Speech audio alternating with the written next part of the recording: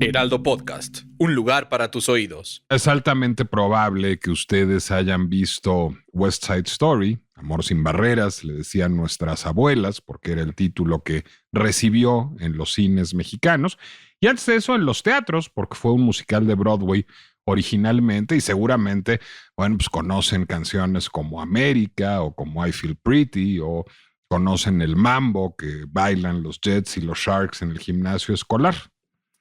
A lo mejor vieron también, más los de mi generación, los que estén cincuenteando ahora, la Dick Tracy de Warren Beatty, en donde Madonna era una fan fatal, irresistible, Breathless Mahoney, que tenía unas canciones muy complejas, una de las cuales terminó no solo convirtiéndose en un clásico menor, Sooner or Later, sino ganando un Oscar a la mejor canción original. O a lo mejor se acuerdan de Johnny Depp como pues un barbero asesino, un barbero que que tiene su barbería arriba de una tienda de pies y que está buscando venganza de un juez que le arrebató a su familia cuando era muy joven y que lo que quiere es que ese juez sea su cliente para degollarlo y hacer que sus restos caigan directamente por una trampa a la cocina de la tienda de pies para que lo hagan pie de carne, para que lo haga pie de carne Mrs. Lovett, a la que encarna Helena Bonham Carter en esa película que se llama Sweeney Todd. O a lo mejor se acuerdan de Into the Woods, un musical de Disney, curiosamente, que muy extrañamente hace que confluyan el lobo feroz, que es Johnny Depp otra vez, Caperucita Roja, Rapunzel, Cenicienta, en un primer acto en donde se desarrollan todas esas historias como las conocemos en los cuentos de Perrault y de Grimm, y en un segundo acto, pues resulta que no había vida feliz para siempre y que todos los personajes tienen muchos problemas porque hay una bruja malvada, brillante y muy divertidamente encarnada por Meryl Streep. Bueno, ¿y qué tienen en común todas estas cosas que les acabo yo de contar? ¿Qué tiene en común el musical por el que se acaba de ganar el Tony Daniel Radcliffe hace unos días con todo esto? ¿Y qué tienen en común muchos otros títulos emblemáticos de Broadway, algunos de los cuales después fueron llevados a Hollywood, como Company o como Follies o como A Little Night Music? A su autor, Stephen Sondheim. Stephen Sondheim es el autor de las letras de todos esos musicales y de algunas películas como Reds de Warren Beatty o como Stavisky de Alain Resnais, y también es el autor de la música de todos menos uno de esos musicales que mencioné. West Side Story tiene música de Leonard Bernstein. Sondheim era muy joven, todavía no le tenían confianza a los productores para que escribiera música, pero escribe las letras de West Side Story y ese trabajo, y Gypsy, que hace con Julie Stein, y Do I Hear a Waltz, que hace con Richard Rodgers, son sus tres trabajos como letrista que le permiten finalmente dedicarse a ser el músico más inesperado, más raro de Broadway. Porque, a ver, la lista que acabo de hacer, un musical sobre pandillas juveniles, y se los voy a spoilear, acaba mal. ¿Por qué acaba mal? Porque es Romeo y Julieta en realidad. O un musical sobre barberos asesinos que fomentan el canibalismo. O un musical sobre tantas cosas, pues digamos, improbables que ha escrito Stephen Sondheim. Tiene un musical, por ejemplo, sobre la occidentalización de Japón progresiva a lo largo del siglo XIX y el siglo XX. Se llama Pacific Overtures y es absolutamente genial.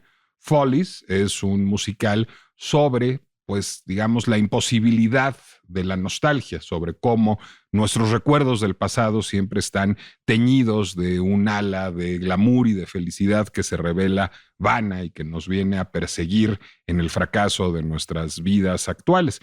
Y así, digamos, Sondheim es pues el músico y el letrista que hace musicales para gente a la que no le gustan los musicales, que se ocupa de el lado B, digamos, de la cultura de su país y de la cultura global, que se ocupa de todo aquello que resulta incómodo, perturbador, improbable, y que lo hace con una destreza verbal y musical verdaderamente deslumbrantes. Podría ser mi músico favorito, Stephen Sondheim, y sin duda es una de mis plumas literarias favoritas. Bueno, pero además de musicales sobre barberos caníbales o sobre divas fallidas o sobre procesos políticos colonialistas, Stephen Sondheim tiene un musical sobre asesinos presidenciales. O bueno, sobre asesinos presidenciales logrados, un puñado, y fallidos, bastantes más.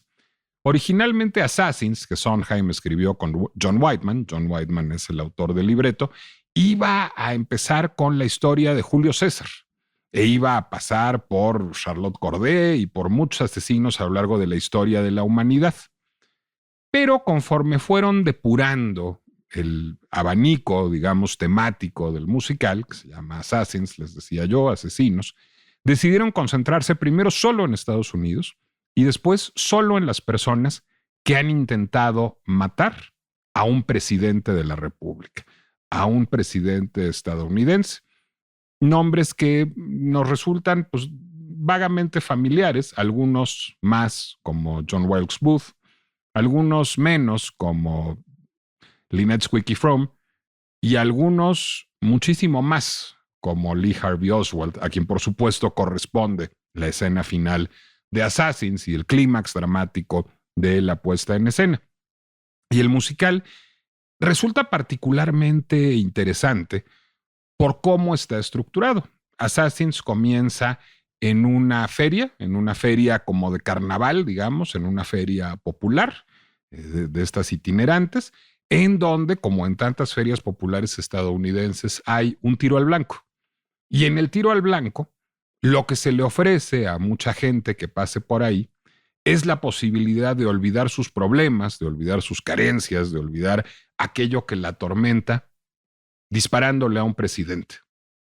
Y entonces, pues varios intentan dispararle a un presidente a lo largo de esa noche, como si una feria se tratara, para tratar de aliviar toda suerte de problemas. Hay el asesino presidencial que estaba enamorado de la estrella de cine, de Jodie Foster, o la asesina presidencial que lo que quería era ser la favorita del temible y temido Charles Manson, o el asesino presidencial que quería ser embajador de Francia, o el que al mismo tiempo estaba reivindicando la independencia del sur de los Estados Unidos, pero pasaba por un mal momento de su carrera actoral, o el que le mandaba mensajes de audio grabados a celebridades y no recibía respuestas. Todos estos personajes aparecen en Assassins, son los personajes centrales de Assassins, las personas que han intentado, con éxito o no, asesinar a un presidente estadounidense a lo largo de la historia de ese país. Por supuesto, como el musical fue estrenado en 1990, termina con John Hinckley, el presunto asesino fallido de Ronald Reagan, que estaba enamorado de Jodie Foster y que quería llamar su atención. Y falta, pues, el más reciente de todos, es decir, el que intentó asesinar recientemente al presidente Donald Trump. ¿Y cómo se presentan estos asesinos presidenciales? Resulta, pues, también bastante sui generis. ¿Por qué? Porque, por supuesto, la mayoría de ellos se presentan en números musicales.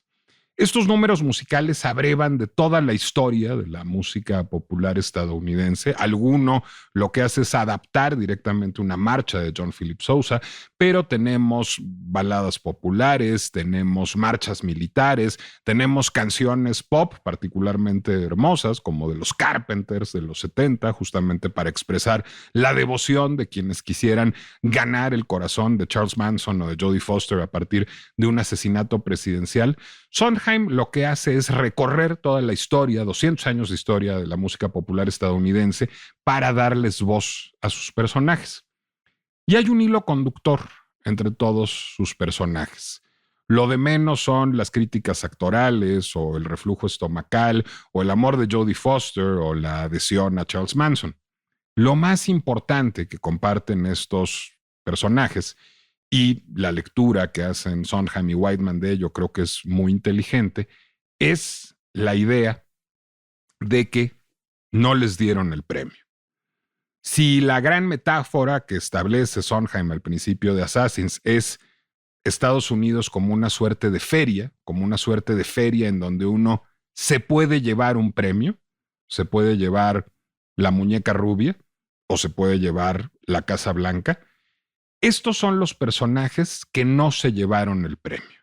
Los personajes que fueron marginales porque eran obreros trotskistas, porque eran amas de casa frustradas, porque eran miembros de sectas, porque eran inmigrantes desempleados, porque eran amantes rechazados. Son aquellos que no pudieron beneficiarse del American Dream, que finalmente es de lo que trata Assassins a lo largo de su exploración muy revistera, muy sketchera, porque además hace que coexistan en el tiempo los distintos asesinos presidenciales de este fenómeno particularmente estadounidense. Este fenómeno, además, particularmente blanco. Todos los personajes que aparecen en Assassins son en su mayoría hombres, solo hay 2 mujeres, las 2 mujeres que intentaron asesinar a Gerald Ford, y todos los personajes son blancos.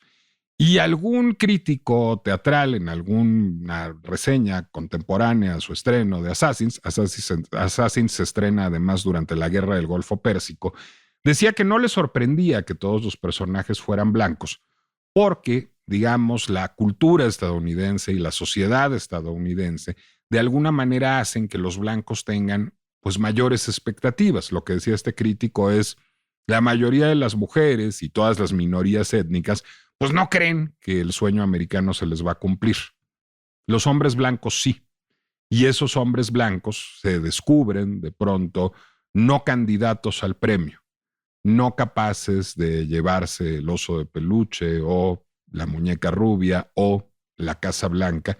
Y entonces descubren, como Sondheim lo explora de manera absolutamente brillante, quizás la mejor canción de Assassins, que cuando alguien saca una pistola, la gente hace caso. Everybody pays attention. De hecho, hay una cita metatextual, "All attention must be paid", de Henry Miller a lo largo de todo Assassins, y se entiende muy bien. Estos personajes desesperados son personajes que quieren ser escuchados y que viven en una sociedad que les da acceso muy fácil a un rifle, a un revólver, a una pistola, para hacerse escuchar. Y lo dice Sondheim también en esta extraordinaria Gunsong, toda la partitura de Assassins está en Spotify, hay hasta varias grabaciones de Assassins, de veras vale la pena que la escuchen. Bueno, pues ese gesto que se opera con el dedo meñique permite cambiar el mundo. Hace unos días, Thomas Matthew Crooks, de 20 años, hombre, blanco, se sumó a ese linaje e intentó asesinar al presidente Trump. Por desgracia, ya no vive en este mundo Stephen Sondheim para explicarnos la pinche complejidad de lo que pasa hoy en Estados Unidos.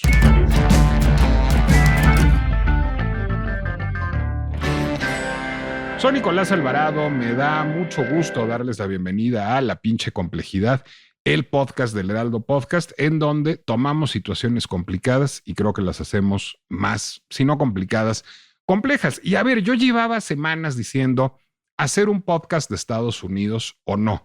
Y lo pensaba sobre todo por la salud y el estado, digamos, cognitivo del presidente Biden. Y pensaba si valdría la pena que dedicáramos un podcast a, pues, discutir si tendría que renunciar a la candidatura del Partido Demócrata para su reelección o no en este proceso electoral del presidente Biden. No me pareció suficientemente fuerte el tema en ningún momento. Es decir, hay un deterioro cognitivo real y en ese momento se veía nula disposición del presidente Biden a renunciar. Entonces empecé a decir, pues es ocioso, porque lo que vamos a decir es que sí, que es un pésimo candidato, pero que no va a renunciar y ya. Pero en los últimos días el panorama estadounidense se ha movido muchísimo. ¿Por qué? Primero, por este intento de asesinato a Donald Trump que cambia totalmente la narrativa estadounidense. Y después porque muy pocos días después, esto ya estaba programado en la Convención Nacional Republicana, elige a J.D. Vance. J.D. Vance es un personaje del que yo ya tenía noticia y del que seguramente nuestro invitado ya tenía noticia. Es un colaborador de una revista que gente como Gabriel Guerra o como yo leemos, que es The Atlantic, de uno de los medios del establishment liberal.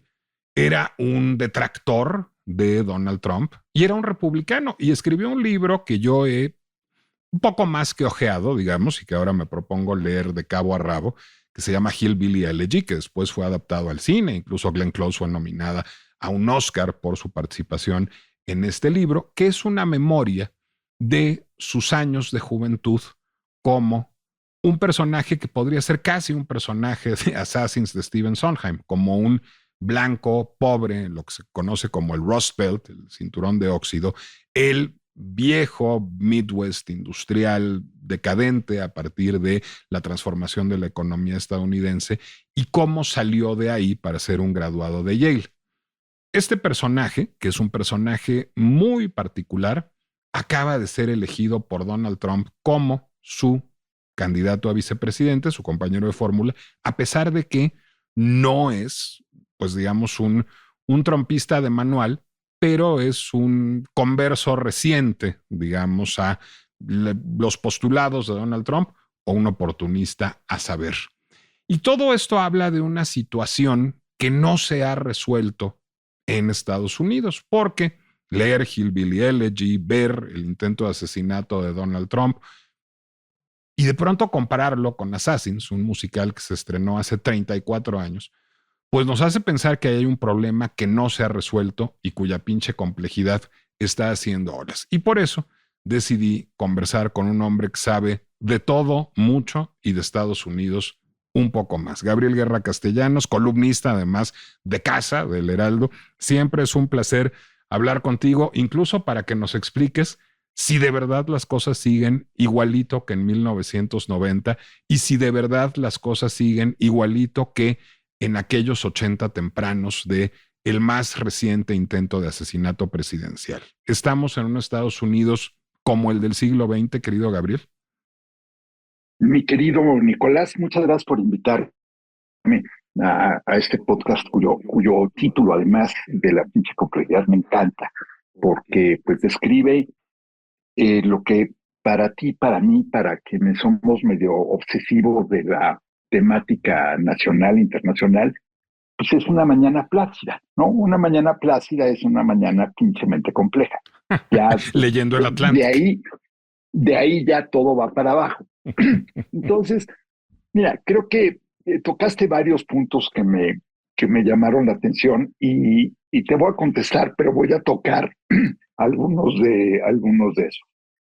Pero Nicolás, sí, Estados Unidos está tratando de reencontrar ese camino que perdió en algún momento en los 90, cuando el sueño americano, que era esta constante, era un poco leyenda, pero tenía estadísticamente soporte, esta constante de que siempre a tus hijos les iba a ir un poco mejor que a ti y a tus nietos un poco mejor que a tus hijos y así en adelante. Era un poco la crónica de un país que tenía niveles de crecimiento económico, niveles de consumo, en fin, que permitían esta sensación de que las clases bajas se acercaban a las medias a las altas, y era un poco esa movilidad social que, que tan ausente está en México y que por lo tanto no es un referente útil en México, pero que en Estados Unidos sí era una constante. Sí tenías tú la expectativa como estadounidense de que a tus herederos les iba a ir un poquito menos mal que a ti, o un poquito mejor que a ti. Y eso se empieza a romper en los 90. Se empieza a romper con la transformación de la economía, se empieza a romper con la toma del poder económico por parte de los mercados de capital. También con la guerra del Golfo, ¿no, Gabriel? También con la guerra del Golfo, pero yo diría particularmente la manera en la que la economía estadounidense deja de permitir que las clases medias prosperen. Entonces tienes un fenómeno que es políticamente demoledor, socialmente también, que es las clases bajas siguen subiendo un poco, o sea, se acercan los pobres, se acercan cada vez un poquito más a las clases medias, pero las clases altas se alejan de una manera verdaderamente descomunal. Entonces, el clase mediero tradicional empieza a ver que los que estaban abajo de él se le acercan cada vez más y los que estaban arriba de él están cada vez más inalcanzables. Entonces, eso genera una frustración que hace crisis en 2008-2009, la crisis profunda, digamos, del savings and loans, de toda la industria de créditos relativamente baratos y asequibles en Estados Unidos, que truena a mucha gente que creía que podía seguir avanzando un poquito en la escalera y que se topa de repente con que llegan y le quitan su casa, le quitan su coche, le quitan su seguro médico, le quitan, por supuesto, su empleo.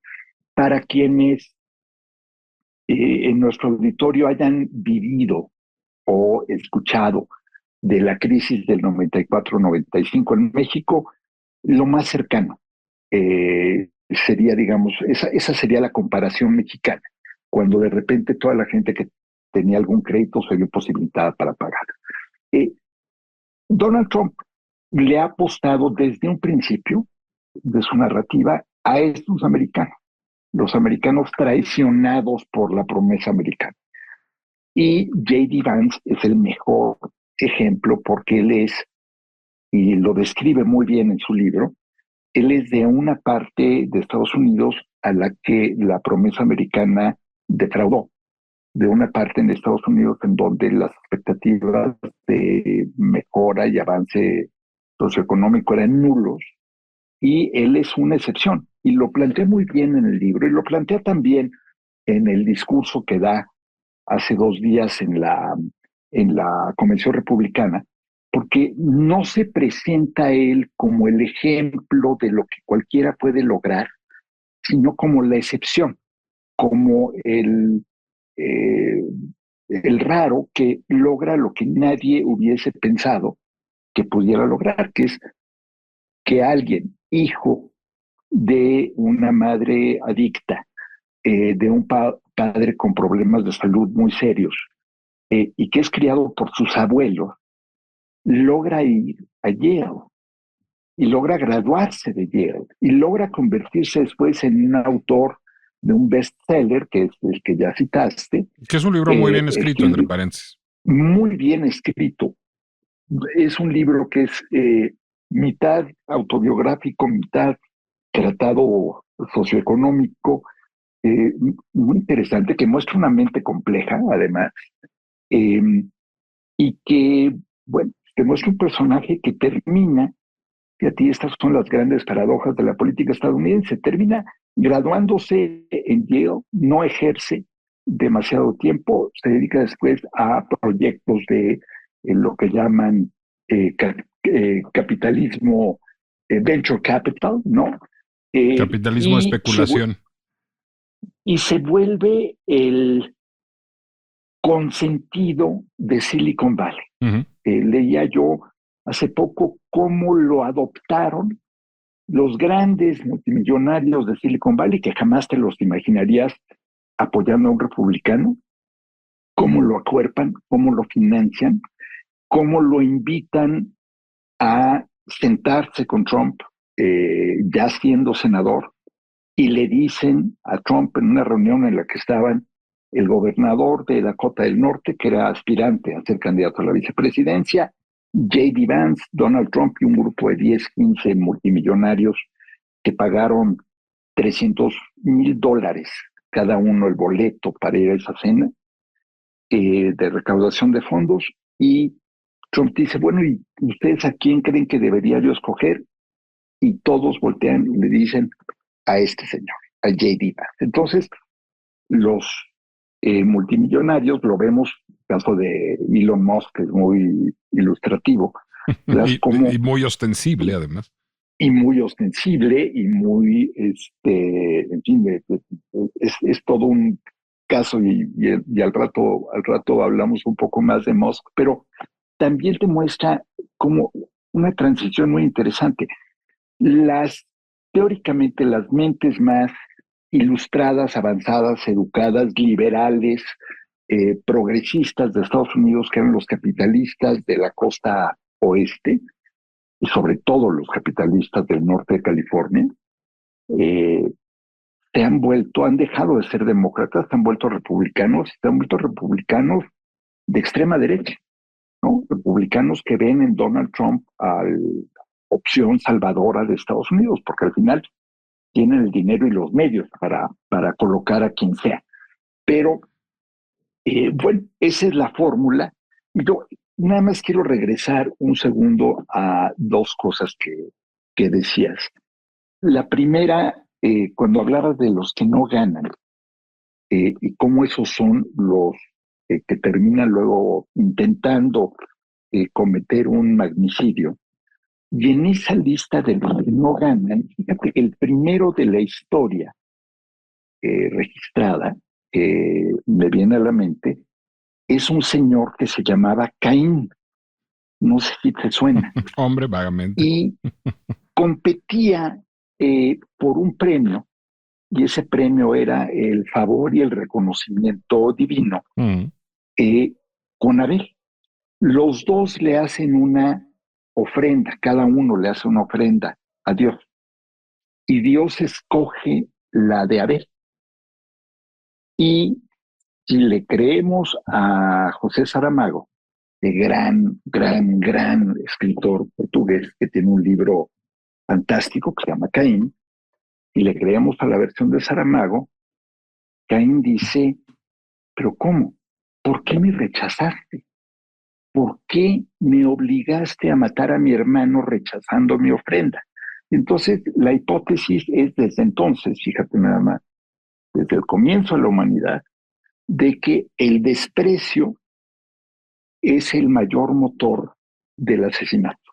Y en este caso, pues tienen eso en común. Y si no ha leído usted, que nos escucha, ese libro, tiene que hacerlo verdaderamente, porque además de que Saramago escribe de manera magistral, es uno de los libros más irreverentes, bien documentados y de humor, ya ni siquiera negro, más profundo que eso todavía, que se pueda imaginar. Una gran lectura ahora para las vacaciones de verano, siempre y cuando no esté usted viajando con su hermano.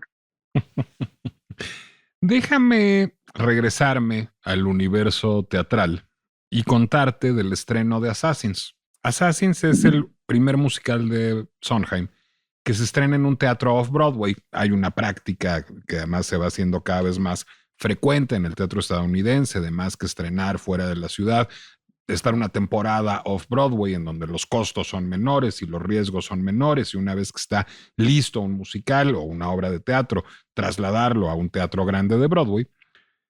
Assassins es un éxito, teatros llenos todos los días, críticas muy laudatorias, pero no logran nunca el financiamiento para trasladarse a un teatro de Broadway. Y tardará, creo que 14 años en estrenarse en Broadway Assassins. No había condiciones, digamos, entre el sector financiero, entre los ángeles de Broadway, entre los inversionistas, para poner en escena una obra teatral que cuestionaba de manera tan ruda el sistema, el American Dream, y que evidenciaba la posibilidad de que existieran unos rechazados, unos perdedores del sueño americano. No se quería ver eso. Ese fenómeno, creo que lo identificaste muy bien, le explota en la cara a la sociedad estadounidense en la crisis de 2008. Ese fenómeno existía, pero el establishment no lo quería ver, y explota en la cara de manera muy importante con esa crisis financiera.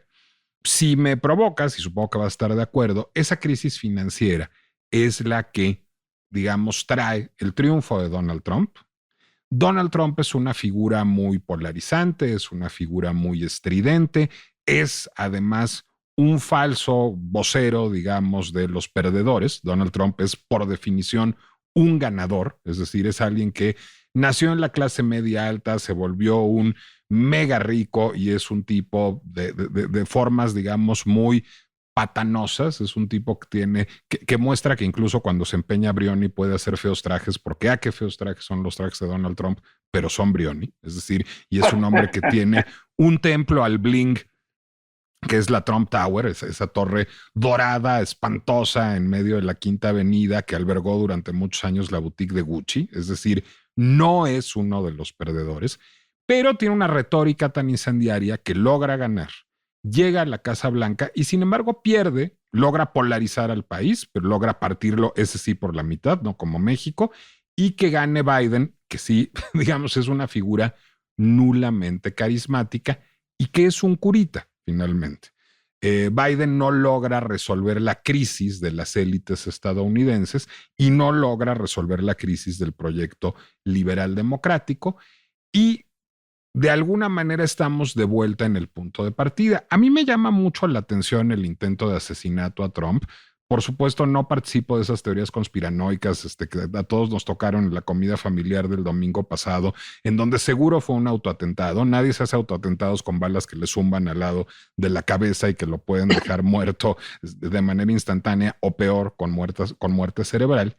Pero lo que me llama mucho la atención es, pues expresa que los perdedores tampoco están tan contentos con Trump. Es decir, este personaje que intenta asesinar a Donald Trump, Thomas Matthew Crooks, pues era alguien que podría también pertenecer al elenco de Assassins. Es decir, un hombre de clase media que tenía estudios, que trabajaba como enfermero, pero que no veía, digamos, en su juventud la posibilidad de trascender eso probablemente, y que decide ahora intentar asesinar al candidato republicano. Y era un republicano registrado de origen que, sin embargo, estaba empezando a coquetear con causas progresistas. Bueno, pues lo primero que habría que sacar como lección de esto es, parece ser que esa división social Trump no la resolvió. Trump les dio retórica inflamatoria, ánimos para tomar el Capitolio, para hacer como, digamos, grandes acting outs o puestas en escena, pero no resolvió nada de fondo. Biden pues tiene COVID, está encerrado en sus aposentos y cuando sale pues tiene clarísimo deterioro cognitivo. Y de pronto aparece Vance que tiene como todos los emblemas correctos, porque él sí es un hillbilly, como lo dice su libro mismo. Él sí los representa a ellos, pero tiene la educación de la élite, es un graduado de Yale, es un hombre joven, es un hombre guapo, y es de alguna manera pues como el anuncio de que el proyecto trumpiano tiene larga vida por delante. No es un personaje todavía más peligroso J.D. Vance, o lo pregunto al revés desde la ingenuidad, ¿no será que J.D. Vance sí es el artífice de la resolución de la desigualdad estadounidense? Porque puede ser leído de las dos maneras, ¿no, Gabriel? Fíjate que las dos cosas que mencionas admiten varias lecturas. La primera es la motivación del asesino frustrado, que todavía hay muchas lagunas en términos de lo que sabemos. Sabemos que era como es un hombre de 20 años que trabajaba como asistente, cuidador de personas enfermas, que acababa de graduarse en alguna cosa de tecnología en un community college, que son, digamos, no es una universidad tal cual. Los community colleges son un poco, puede ser una comparación muy simple, muy burda y tal vez inexacta, como los CONALEPs en México en su momento. Son un escalón para lograr un mayor nivel educativo, pero no es una carrera universitaria conocida como tal. De hecho, tienen un estigma los community colleges en la sociedad estadounidense. Sus padres enfermos los dos, pero lo que se ha empezado a filtrar a los medios, querido Nicolás, de lo poco que subía él en redes, en una de estas plataformas de juegos, porque es donde últimamente los asesinos en serie o los frustrados magnicidas a veces escriben cosas, ya más que en Facebook o que en X o que en alguna otra red. Habla de, primero habla de que estuvo buscando en Internet a Biden, al Trump, y cuándo sería el evento más cercano a su pueblo, a Butler, en Pensilvania, lo cual podría dar a pensar que estaba esperando que fuera alguien importante para tratar de hacer eso, no lo sabemos.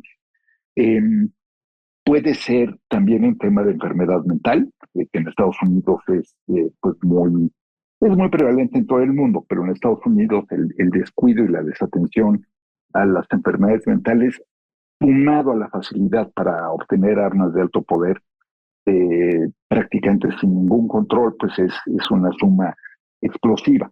Y luego me voy a Vance.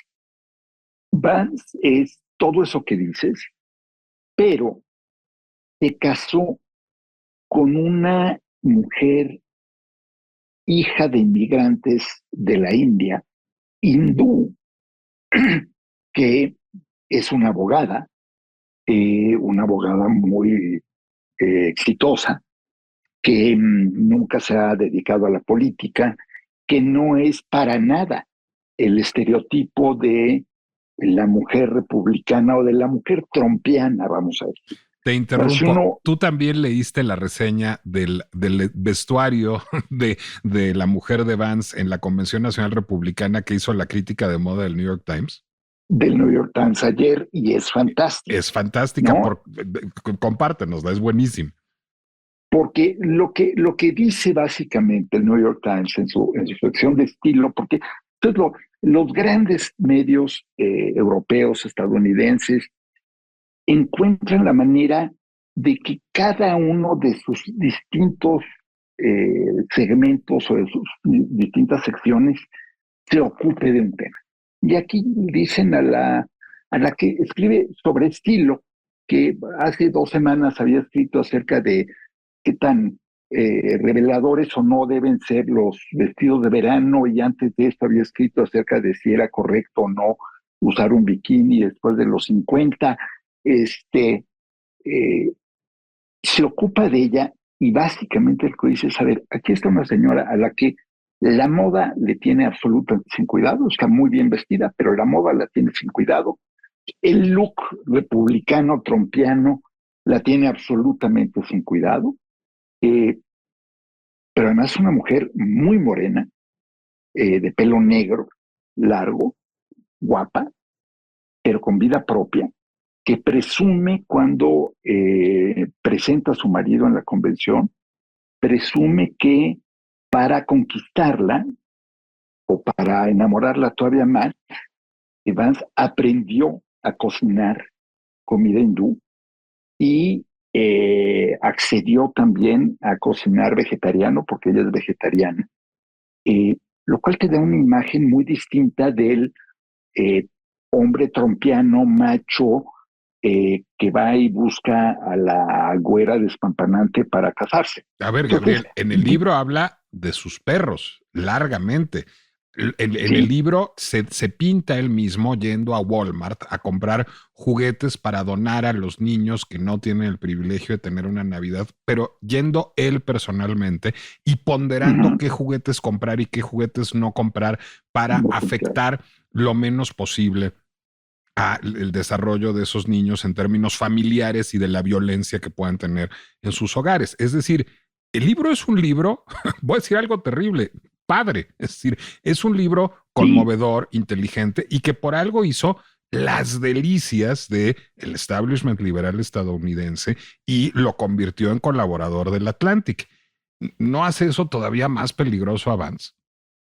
Bueno, aquí hay 2 cosas, y digo, estamos ahorita en el terreno de la hipótesis, pero una posibilidad es que Vance sea un converso auténtico, que esté entusiasmado con el modelo trumpiano y que por lo tanto sea todavía más peligroso.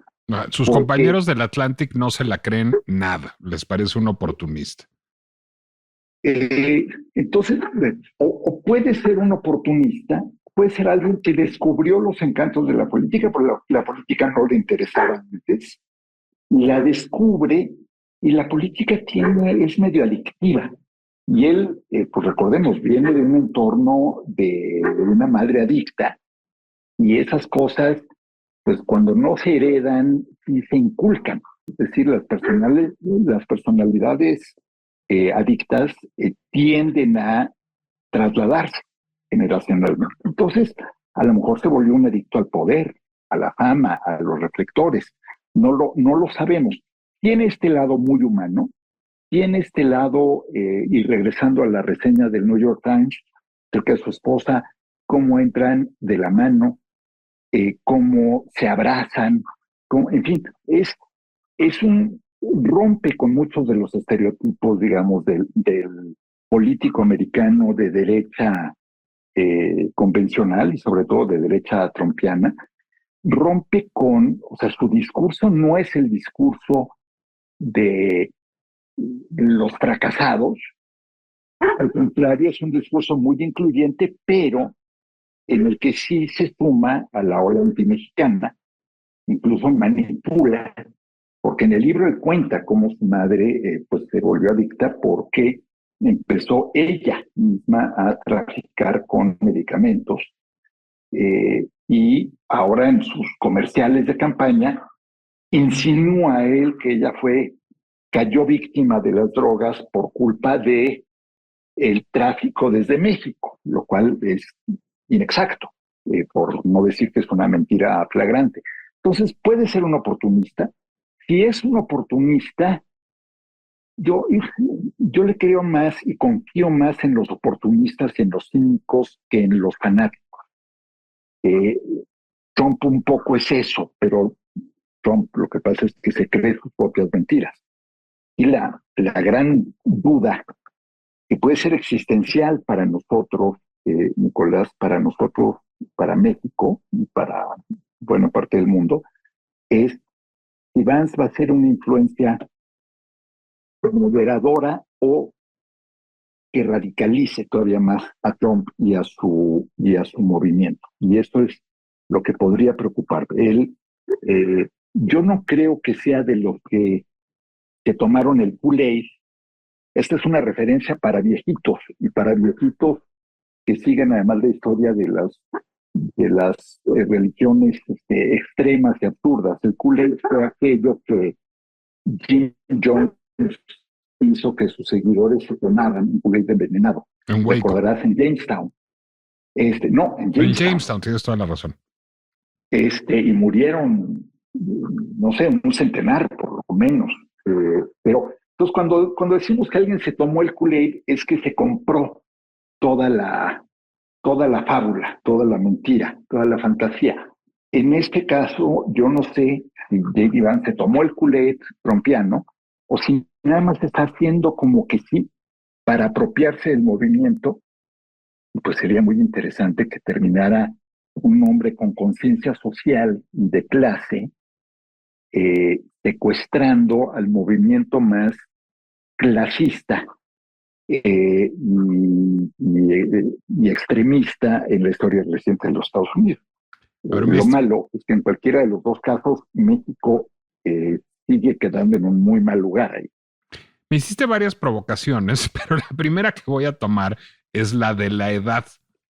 Dijiste que lo del Kool-Aid solo lo entendemos los viejitos, pero hay distintos tipos de viejitos. Yo soy un viejito Gen Xer, eso lo asumo clarísimamente. Yo pertenezco a la generación X. Pero quiero ver si con lo que sigue te voy a insultar o voy a hacer solidaridad contigo, pero necesito hacerte la pregunta primero, porque tú estás en la frontera. ¿Tú te consideras un Gen Xer o un Boomer?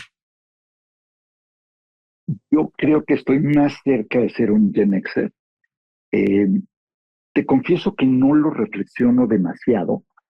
Yo veo mi edad la veo reflejada más en términos físicos y menos en términos visión del mundo, tal vez. No sé si suena muy arrogante o muy autocrítico. Es decir, cada vez que me duele la rodilla, pues me acuerdo que soy un boomer, pero cada vez que me meto a navegar en TikTok, pienso que pues, soy un boomer raro, porque soy un boomer que busca la información donde la están buscando las generaciones más jóvenes. Yo creo que habemos, ya sé que no se dice así, pero habemos toda una generación de chavorrucos, Nicolás, o de jóvenes que piensan viejo, porque también hay jóvenes que piensan como nosotros. De hecho, yo, mi hijo que tiene 32 y que es completamente exer, tiene amigos que son mucho más tradicionalistas y más conservadores que yo. Tu hijo es un millennial, entonces, decirle Gen Xer fue un reflejo, ¿no?, de boomer. Pero bueno, no estoy en los chats de las tías, por ejemplo, entonces eso hace que no sea yo un boomer. Tu respuesta fue correcta. Sí. La lamento mucho, y te voy a decir por qué la lamento mucho, porque no me permite insultarte, que hubiera sido más divertido. Pero yo te considero un Gen Xer también. Y entonces, desde la solidaridad Gen Xer, te diré lo siguiente. Y estoy además muy en el momento de la proyección de México con otros países. A ver, Trump y López Obrador son boomers típicos.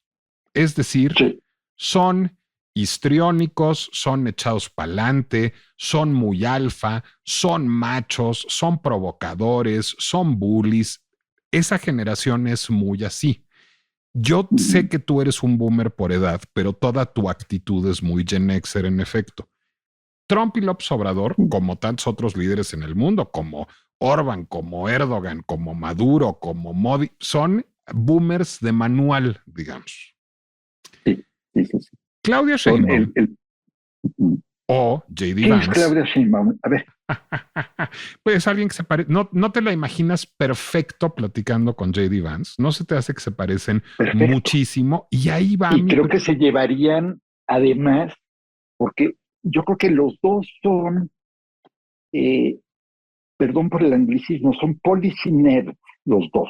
Totalmente. Es decir, son gente que se mete al detalle, que un poco como Obama también era así, ¿no?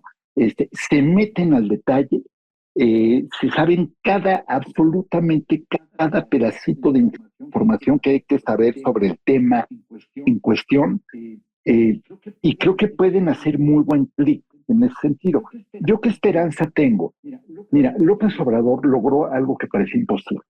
Que un presidente mexicano, ya olvídate de un presidente con un discurso tradicionalmente antiestadounidense y que algunos consideran de izquierda, se pudiera llevar bien con Donald Trump, con el protocapitalista, el capitalismo neandertal, digamos, de Donald Trump.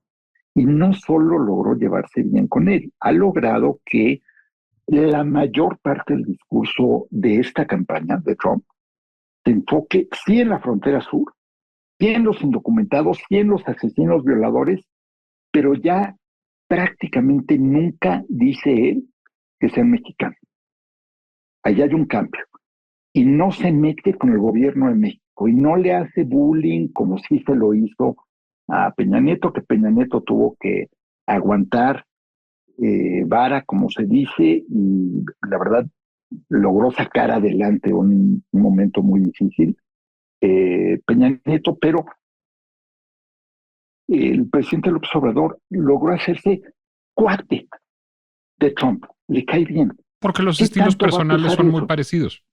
Son muy parecidos y porque Trump admira finalmente y respeta a los líderes duros y fuertes. Mira, el otro día fui a una cena con empresarios, con representantes de una empresa china muy importante, cuyo nombre me guardaré. Y alguien en la cena, estábamos analizando el entorno mexicano, y alguien en la cena dijo, es que existe el gran riesgo de que el próximo gobierno domine y subyugue al Poder Judicial y entonces no tengamos un Poder Judicial independiente. Y las miradas entre sí de los chinos eran de, ¿cómo? ¿Eso es un problema? Entonces creo que es un poco lo que hace parecidos a Trump y a López Obrador, que al final coinciden en muchas de esas visiones, pues no muy de la democracia tradicional. Sheinbaum. Claudia Sheinbaum va a ser muy diferente, y Vance, pues hay que ver, mira, Vance, a más tardar en 4 años, va a ser el candidato a la presidencia de Estados Unidos del Partido Republicano. Y si le va bien a Trump, que no está tan difícil que le vaya bien, porque la economía está entrando en un ciclo ya de enfriamiento de la inflación, por lo tanto va a permitir más inversión.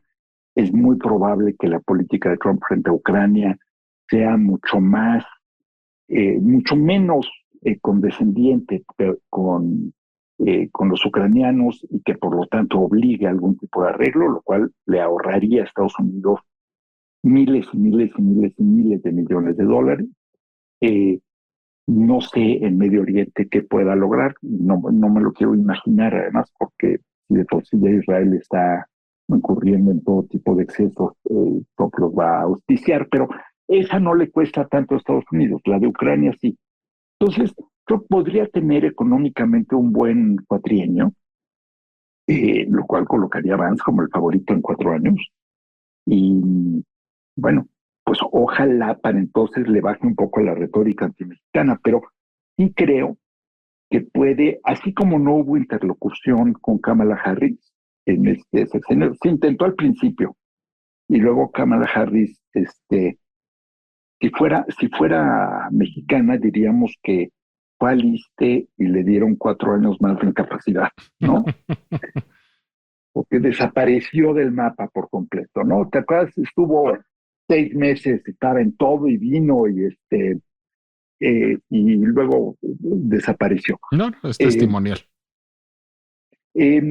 Entonces, creo que podríamos tener, y eso no es algo menor, mira, yo creo que Vance es el hijo que Trump hubiera querido tener, ¿no? Yo creo que Trump tolera a su hijo Donald y no tolera también, no quiero decir desprecia, pero no tolera también a su hijo Eric. Pero Vance es el prototipo de lo que Trump hubiera querido, un cuate exitoso, que hizo mucho dinero, que vino desde abajo, que fue exitoso por todos lados, que es un fregón y que ahora ya ganó en un terreno, ya ganó en otro, o sea, ganó primero en el terreno de salir de la pobreza, luego en el terreno del libro bestseller, luego en el terreno del venture capital y de los fondos de tecnología, y ahora en la política. Es probablemente lo que el mismo Trump hubiera querido ser también, ¿no? Porque no lo ha hecho sin escándalos, sin dramas. Entonces, va a ser muy interesante ahí la interacción. Va a ser un vicepresidente, no va a ser el Biden que tuvo Obama, no va a ser el Bush papá que tuvo Reagan, no va a ser el Dan Quayle, va a ser un vicepresidente muy activo, muy visible y posiblemente muy ejecutivo. A ver, yo coincido con eso. Yo coincido en que Vance es el futuro del Partido Republicano y es el futuro del trumpismo. Y ahí es en donde los paralelos con Sheinbaum, olvídate de la relación con México, seguramente se entenderán bien, pero yo estoy pensando más allá de la relación táctica México-Estados Unidos. A ver, Vance tiene auténtica conciencia social. Sheinbaum también. López Obrador y Trump son un par de oportunistas. Un par de oportunistas que hubieran agarrado esa bandera o cualquier otra. Al mismo tiempo son policy nerds, son personas altamente educadas y que saben cómo funciona la política pública basada en la evidencia. Al mismo tiempo tienen todos los emblemas que a gente como tú y como yo nos tranquilizan. Tienen los amigos correctos, han estudiado en las universidades correctas, han publicado en las revistas correctas, es decir, nos dan mucha paz, no son los bravucones echados para adelante que son sus antecesores, pero al mismo tiempo pues encarnan proyectos populistas y abrazan abiertamente los valores de esos proyectos populistas. Al mismo tiempo, no son demócratas convencidos, o al menos no son demócratas convencidos a la manera de lo que nuestra generación creía que era un demócrata convencido. Mi pregunta ahí clara, Gabriel, es, ¿ese relevo generacional es una buena noticia o es una mala noticia? Los policy nerds podrán atemperar los excesos del populismo y redefinir la democracia a partir de una concepción más cercana a la idea de equidad social y económica, o al revés. Los policy nerds son caballos de Troya que permitirán la destrucción, digamos, de las instituciones democráticas y el viraje a regímenes autoritarios. Creo que esa es la pregunta que está en el aire en México como en Estados Unidos. Y yo creo que al final los policy nerds tienen una ventaja frente a los otros ejemplos que has citado, y esa ventaja es que pueden, si se aplican, pueden ser muy eficientes cuando saben lo que están haciendo y cuando tienen los instintos correctos, que creo que en este caso los tienen tanto Sheinbaum como Vance. El gran problema de la democracia es que la democracia en muchos países, sobre todo en los países en desarrollo, y también lo acabamos de comentar en Estados Unidos, la democracia no ha dado siempre los resultados que debiera. Por lo tanto, el escepticismo sobre la democracia pues aumenta y aumenta con razón. ¿Por qué? Porque dice, bueno, muy bonito todo, pero mi nivel de vida no cambia, no mejora, mi nivel de ingresos está estancado, los que llegan al poder son unos truanes, bandidos. No hay más que abrir un periódico en México para ver el escándalo del día, pero también en Estados Unidos acaban de condenar a un senador demócrata de ser agente extranjero y de haber recibido lingotes de oro como soborno.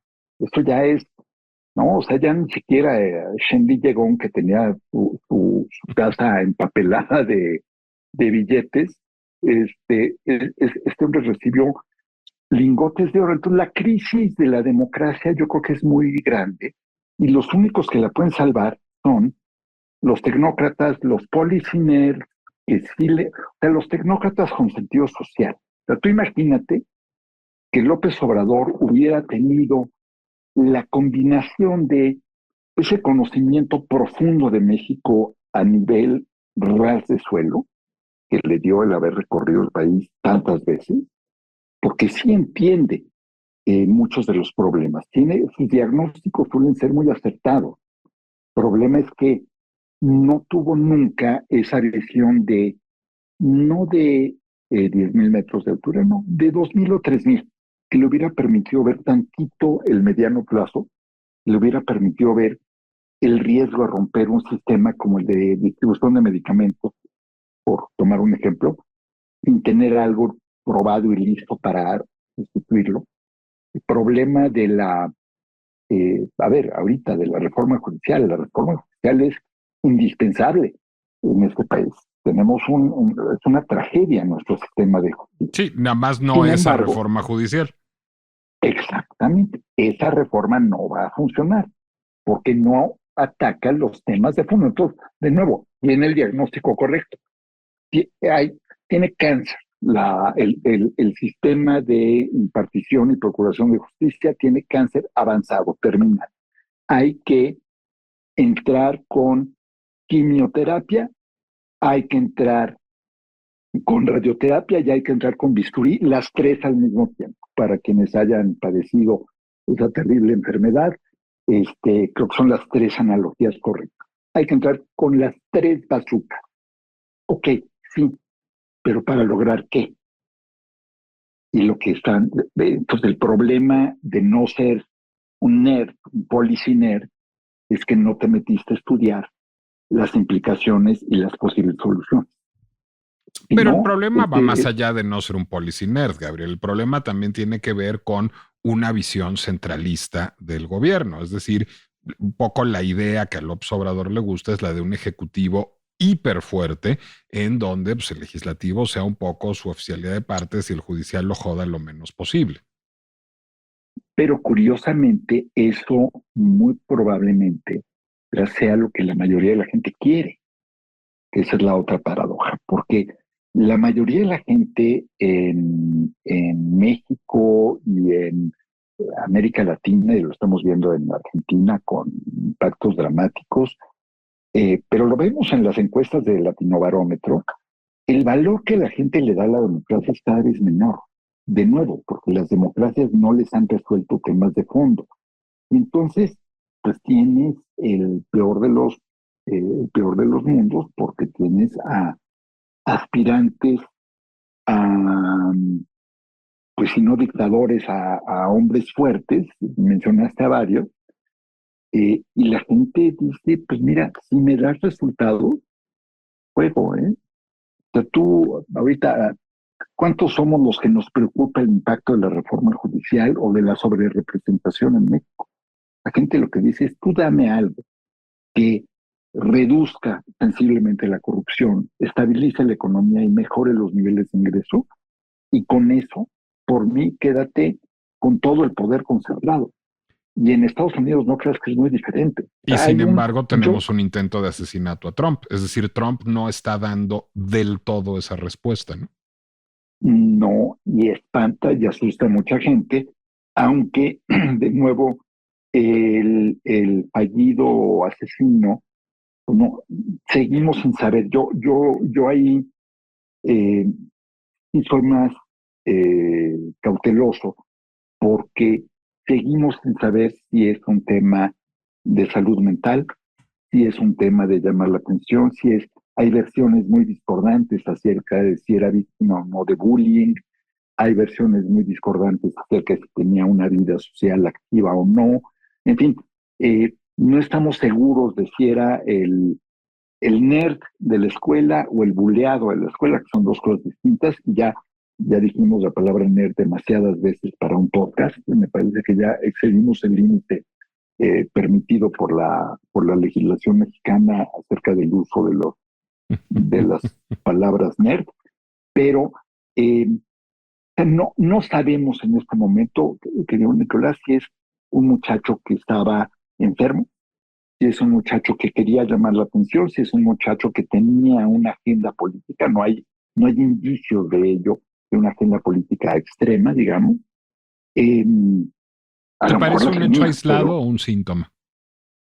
Me parece, la violencia política siempre me parecerá un síntoma, pero, y sí, por supuesto, tiene que ver con la toxicidad del discurso, tiene que ver con la banalización de la violencia, tiene que ver con esta tendencia tan común, que la hemos visto mucho en México, lamentablemente, a deshumanizar a tu rival o a tu contrincante político, pero de ahí a ejecutarla, hay una línea que generalmente para cruzar esa línea requieres un nivel de aislamiento y de enajenación verdaderamente extremo, o un nivel de desorden o de enfermedad mental también serio y extremo, con una diferencia. Tú y yo conocemos y probablemente en nuestros entornos, todo nuestro público, pregúnteselo, quien nos escucha, todos conocemos alguna o a varias personas que tienen un desorden de conducta o una patología mental en distintos grados, ¿no? Depresión, obsesivos compulsivos, lo que tú quieras. Personalidades múltiples, pues lo que sea. El catálogo es amplísimo. La gran diferencia entre México y Estados Unidos, o entre Europa y Estados Unidos, es que la posibilidad de que alguien así tenga acceso a un arma de alto poder es mucho menor en México, o en Europa, o en Canadá. Puede suceder, pero es menor. Eso es algo que no va a revertir Vance. Y eso es algo que no va a revertir Vance, ni Trump, ni nadie, porque o sea, se ha convertido en un artículo de fe y porque estoy tratando de acordarme del título de la película, de una película muy buena que trata justamente de eso, de una activista en contra de las armas que termina siendo cooptada y contratada por la National Rifle Association, que es el lobby más exitoso de la historia de Yo Estados también Unidos. vi esa película y tampoco sé cómo se llama. Pero más allá de eso, sí creo que a ver, yo conozco personas que sospecho, intuyo, que tal vez si tuvieran en algún momento dado acceso a un arma de fuego, lo usarían. Y quién sabe contra quién. A lo mejor contra el señor que se le cierra en el coche, ¿no? Porque vemos muchos episodios así, pero a lo mejor también contra el vecino que los ningunea o que les tapa la entrada con su carro, o contra un político. La gran diferencia es de nuevo el acceso, ¿no? Porque allá, no, ¿cuántos de los que reseña Assassin no sufrirían de algún desbalance que podría ser seguramente clínicamente diagnosticado? En fin, me prolongué mucho en esta parte, pero sí creo que el asesino fallido, bueno, asesino porque, pero el magnicida fallido, asesino porque sí mató a alguien, eh, no sabemos, no era un activista, no era un revolucionario, no era alguien que estaba en la guerrilla urbana, no eran, a ver, los Black Panthers, por dar un ejemplo, ¿no? O hasta el ejército simbiótico de liberación, ¿te acuerdas? Por supuesto, el que reclutó a Patty Hearst. A ver, esos sí eran movimientos, o en México, la Liga 23 de septiembre, la guerrilla de Lucio Cabañas, de Genaro Vázquez, la guerrilla del EPR. A ver, esos sí son movimientos subversivos o de resistencia armada, estructurada, que tienen y asumen y aceptan que la violencia es uno de sus recursos. ¿Estamos de acuerdo o no? Acá yo no veo eso en el tema de los asesinatos políticos en Estados Unidos. No digo que fuera mejor o peor, no lo sé. Yo creo que pues, finalmente algo estructurado, siempre es más fácil lidiar con algo estructurado que con alguien, ¿no? O con algo completamente amorfo, como lo que vemos en Estados Unidos hoy, en que no sabemos, porque además es una cosa muy peculiar. Allá prácticamente nunca los atrapan vivos. Es rarísimo el caso de que sean llevados a la justicia. Algunos, ¿no? Hinckley, por ejemplo, lo fue. Pero la mayoría de las veces, y hasta aparecieron estrategia deliberada, los matan, los eliminan. Entonces, pues nos quedamos muchas veces sin saber del todo, ¿no? Quiénes eran, por qué actuaban, qué traían detrás. El caso hay una serie muy buena, ahora se me olvida la plataforma, creo que en Apple, pero Apple TV. Que se llama Manhunt. Ya me lo habías recomendado, no creas que soy psíquico. La persecución, exacto, ya lo habíamos platicado tú y yo, pero hombre, hubieras dejado a la gente pensando que tenemos ESP, percepción extrasensorial, ¿no? Y que trata del asesinato de Lincoln, pero de todo el proceso para capturar al asesino, ¿no?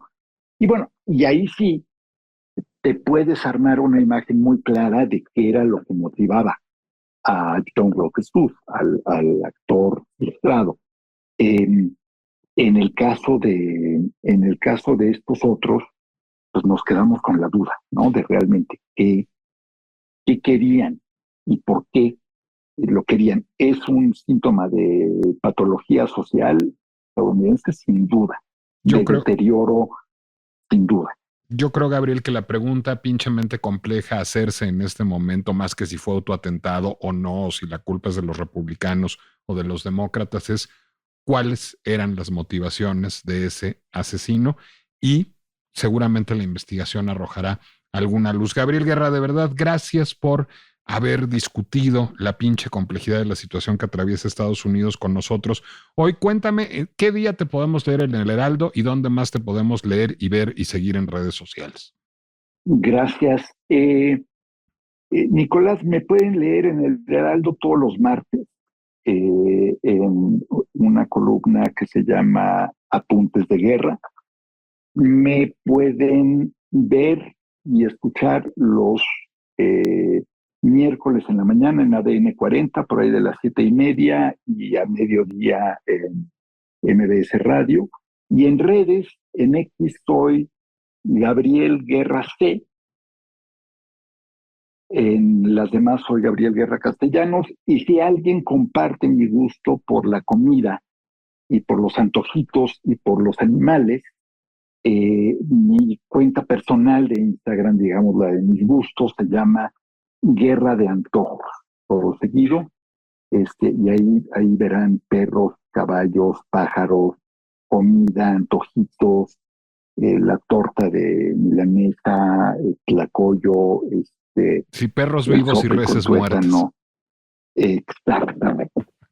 Gracias, Gabriel Guerra Castellanos. Me encuentran. Castellanos. Muchas gracias a ti, querido Nicolás. A mí, compañero de páginas del Heraldo de México. Absolutamente. A mí me pueden seguir en redes sociales en Nicolás Alvarado Lector, tanto en Instagram como en Threads. Les recuerdo que La Pinche Complejidad es una producción del Heraldo Podcast que pueden consultar en Spotify, Apple Music, Amazon Music, Deezer, YouTube o cualquier lugar donde ustedes acostumbren consultar podcasts. Y yo me quedé pensando en una cosa. El problema de los políticos, gringos, mexicanos, de todas partes, es que creen que la vida es un musical de Andrew Lloyd Webber, el autor de Evita o de Jesucristo Superestrella. Si frecuentaran más a Sondheim, les iría mejor. Hasta la próxima.